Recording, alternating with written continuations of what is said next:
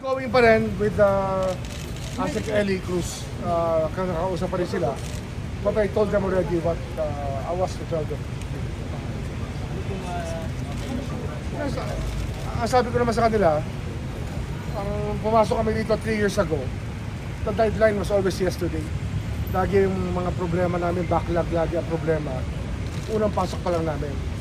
Pero hindi kami tumitigil talaga. We're not leaving any stone unturned para ma-solve natin itong mga kaso. Parang gusto yata nila sumama sa Sa kanya yan,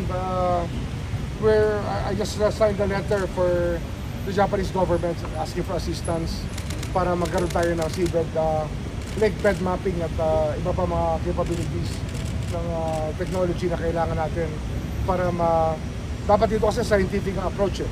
Hindi pwedeng chamba-chamba to.